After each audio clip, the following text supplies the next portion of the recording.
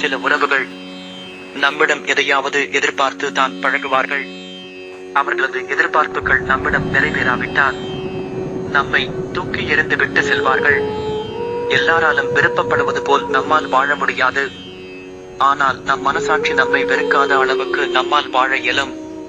வெறுப்பவர்கள் அனைவரும் நம்மை புரிந்து கொண்டுதான் இருப்பவர்கள் என்று அர்த்தம் அல்ல. உன்னை முழுமையாக புரிந்து கொள்ளாமல் உன்னை விட்டு விலகியவர்களை நினைத்து நீ கவலை கொள்வதால் உனக்கு எந்த பயனும் இல்லை. நம்மை பற்றி என்ன பேசுவார், என்ன பேசி இருப்பார் என்று நீ சிந்திக்க தொடங்கினார் கவலைப்படுவதும் வேதனைப்படுவதும் நீ மட்டும்தான். வாழ்க்கையில் பல சமயங்களில் நம் கண்ணீரை துடைக்க மற்றவர்களை நாம் தேடுகிறோம்.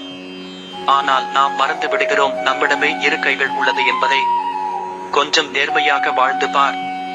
எவ்வளவு துரோகிகளை நீ கடந்து செல்ல வேண்டி இருக்கிறது என்பதை நீ அறிவாய். உங்களை யார் வேண்டுமானாலும் வெறுத்து செல்லலாம், ஆனால் நீங்கள் யாரையும் வெறுத்து விடாதீர்கள்.